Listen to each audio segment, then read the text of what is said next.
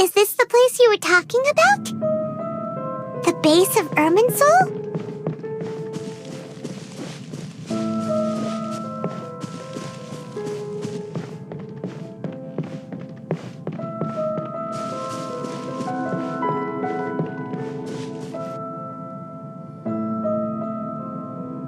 Well, this is the place. We're here to find Greater Lord Rukkhadevata, right? But the one standing over there is... Is that me? She looks exactly like me. Are you Greater Lord Rukkhadevata? Yes, that's me. Are you surprised by my appearance? Irminsul and the surrounding lands have been reproduced here as they were years ago. But this is just a realm of consciousness. We are manifestations of the same nature, hence why we would appear exactly the same. We're of the same nature. Why? Because you are me, and I am you. You are me in the new samsara. The new samsara? As Greater Lord Rukkhadevata, I'm the avatar of Irminsul, and you are the purest branch snapped from Irminsul. Imagine it this way. Even if a tree dies, its branches will eventually take root and grow, continuing the tree's life in another form. I'm merely the remaining consciousness of Greater Lord Rukkhadevata. The real me has presumably died a long time ago.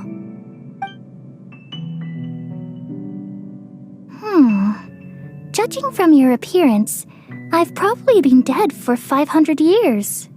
But you're finally here, my new self in the samsara. If this is true, then am I going to be a great archon like you someday? Though we share the same nature, our fates are bound to be different. All things have their own fate. When a branch grows into a mature tree, it won't be the same as the original tree. That's why fate is the ultimate knowledge, isn't it? That's a great insight. Yes, very good. It's also precisely why you won't become like me. Really? But perhaps you may become an even greater archon than I. I already see a determination in you that I didn't possess in my time, and the future that it leads you to will be yours alone, along with the blessings from your past experiences. Don't worry, the growth of wisdom is like that of a plant. Come to think of it, the sages never had the faintest inkling of the meaning of wisdom. Thank you. Nothing makes me happier than discovering that the archon I always admired was in fact myself in another fate. It's so nice to speak with you, Greater Lord Rukkhadevata. I've always wanted to meet you. The feeling is mutual. From the moment I snapped the branch off Irminsul and created you, I've also looked forward to talking with you. Could you tell me why you wanted to create me? And what exactly happened when you died? I see. You're here seeking answers, right?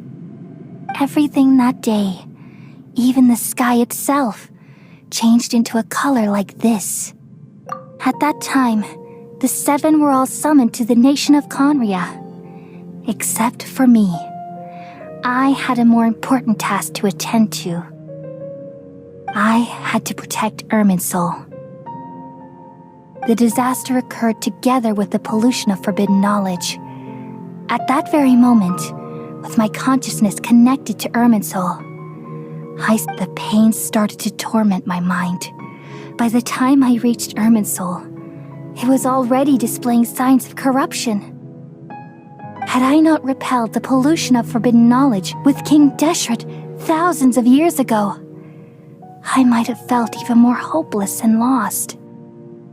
So what exactly is forbidden knowledge?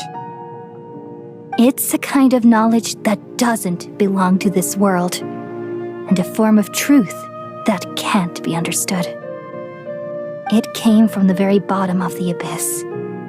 Even I could never understand it. The world is constantly rejecting it, leading to all kinds of bad phenomena. If we allow forbidden knowledge to pollute Irminsul, I'm afraid the entirety of Teyvat could fall apart. So, there's knowledge that even the God of Wisdom can't understand? At that time, I knew I couldn't repel the forbidden knowledge with my strength alone. Which is why I created a device that compiled human wisdom and named it the Akasha. It's truly the world's most amazing invention. Thank you. For a long time, I thought dreams were the fruit of human wisdom. Though it was selfish to do so, I borrowed people's dreams using the Akasha. Then I compiled their wisdom and all of my own power. Well, did it work? Thanks to the wisdom of the people of Sumeru, almost all the forbidden knowledge was cleared from Irminsul. But things didn't go as smoothly as I thought. I had a terrible headache, which gave me an uneasy feeling. And then I remembered that my consciousness was also connected with Irminsul. It brought me knowledge and wisdom, but vile corruption as well. From the very beginning, my existence had been polluted by the forbidden knowledge. Oh no, how could that happen? I've experienced that pain in your consciousness. It must have been a horrible experience. Yes, but my feelings weren't important. The important thing was that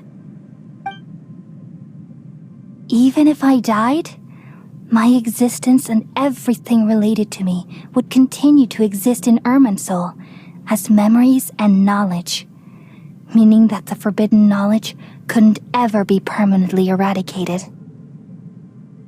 And there's no way for me to eliminate myself. It would be a sort of paradox. So, I took the purest branch of Irminsul as my incarnation in the next samsara, and left a trail of clues, all in hopes that you would come here and remove me and my pollution from Irminsul forever. Wait, no, I can't. So you realize what that implies. You are very smart indeed. Irminsul has all the knowledge and memories of this world. And as you've realized just now, removing me from Irminsul means I essentially will never have existed in this world. But this is the only way to save Irminsul. People love you so much and they've missed you so much over the past 500 years. I am exactly the same. So how can we just forget you like this? Is there really no other way? There must be something else I can do. You're the god of wisdom, Boer. You should know that there is no other way. But this is so cruel. I don't want to forget you. No need to feel so sad, Boer. As someone who delights in wisdom, you should feel joy at finally finding the answer. These are the words in their entirety, the answer you've been seeking all along. Let the world completely forget me.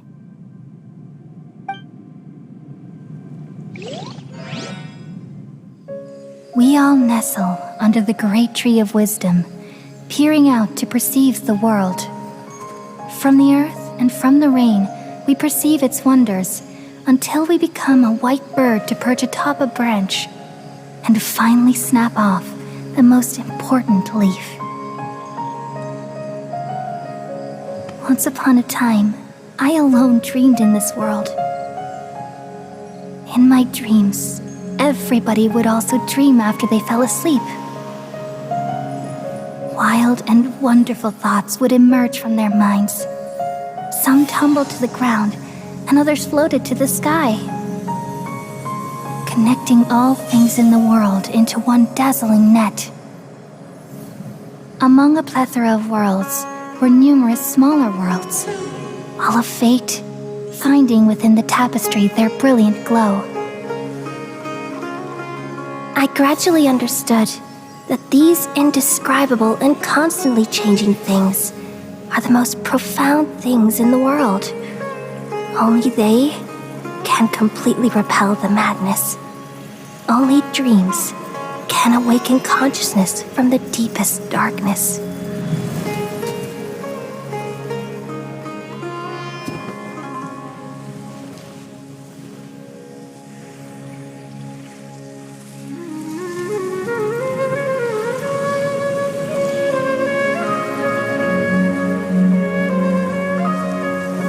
I'm the one who posed this question, yet also the one who sought a solution.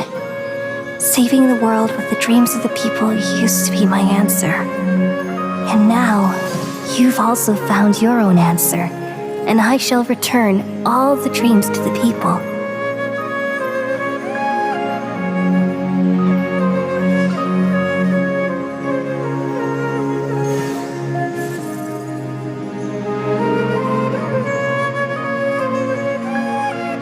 Goodbye, people of Sumeru. May you be blessed tonight with the sweetest of dreams.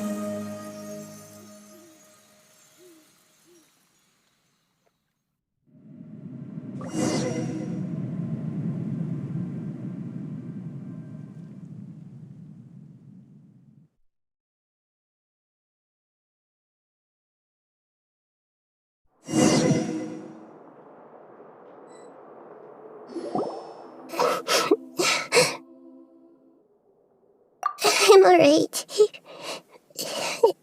I'm just a little confused. We've just saved the world, right?